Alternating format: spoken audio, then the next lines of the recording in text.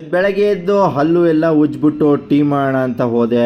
ನೋಡಿದ್ರೆ ಪಾತ್ರೆಗಳೆಲ್ಲ ತೊಳೆಯೋಕ್ಕೆ ಬಿದ್ದಿತ್ತು. ಸರಿ ಅಂತ ಪಾತ್ರೆಗಳೆಲ್ಲ ತೊಳ್ಕೊಂಡು ಟೀ ಮಾಡೋಕ್ಕೆ ಅಂತ ಹೋದಾಗ ಹಾಲಿರಲಿಲ್ಲ.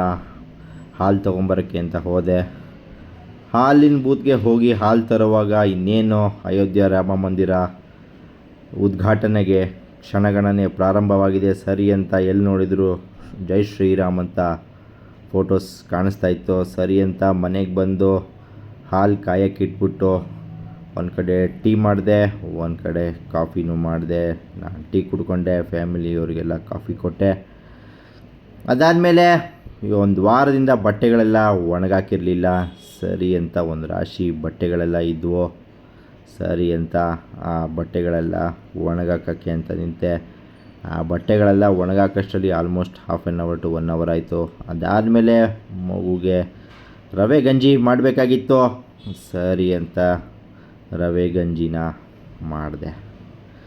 ಇಷ್ಟೆಲ್ಲ ಆಗಷ್ಟರಲ್ಲಿ ಸ್ನಾನ ಗೀನ ಎಲ್ಲ ಮಾಡಿಕೊಂಡು ತಿಂಡಿಗೆ ಅಂತ ಅವಲಕ್ಕಿ ಮಾಡೋಣ ಅಂತ ನಿಂತೆ. ನೋಡಿದ್ರೆ ಎಣ್ಣೆ ಪಾತ್ರೆಯಲ್ಲಿ ಎಣ್ಣೆನೇ ಇರಲಿಲ್ಲ, ಎಣ್ಣೆ ಖಾಲಿಯಾಗಿ ಹೋಗಿತ್ತು. ಸರಿ ಅಂತ ಅಲ್ಲೇ ಹತ್ತಿರದಲ್ಲಿರೋ ಒಂದು ಸೂಪರ್ ಮಾರ್ಕೆಟ್ಗೆ ಹೋಗಿ ಎಣ್ಣೆ, ಅಕ್ಕಿ, ಕೆಲವೊಂದಿಷ್ಟು ದಿನಸಿ ಪದಾರ್ಥಗಳೆಲ್ಲ ಬೇಕಾಗಿತ್ತು.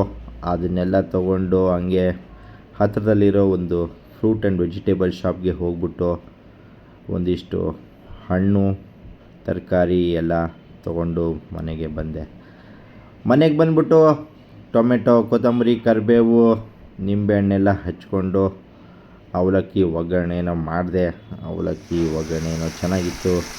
ಅವಲಕ್ಕಿನೋ ರೆಡ್ ಆಗಿತ್ತು, ಒಳ್ಳೆ ಟೇಸ್ಟಿಯಾಗಿತ್ತು, ಸ್ಪೈಸಿಯಾಗಿತ್ತು ಅಂತ ತಿಂದ್ಕೊಂಡೆ.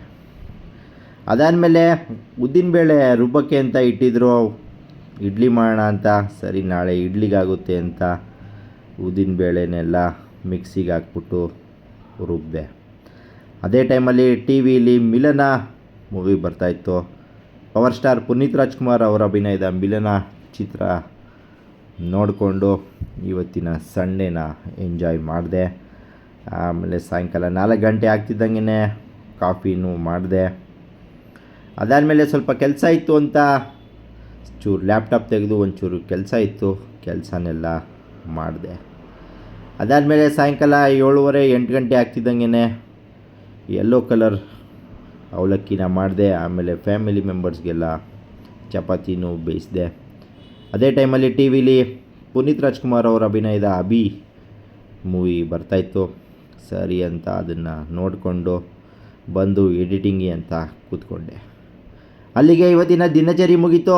ಈ ವಿಡಿಯೋ ನಿಮಗೆ ಇಷ್ಟ ಆಗಿದರೆ ಲೈಕ್ ಮಾಡಿ, ಶೇರ್ ಮಾಡಿ, ಸಬ್ಸ್ಕ್ರೈಬ್ ಮಾಡೋದನ್ನು ಮರಿಬೇಡಿ. ಎಲ್ಲರಿಗೂ ಧನ್ಯವಾದಗಳು. Thank you.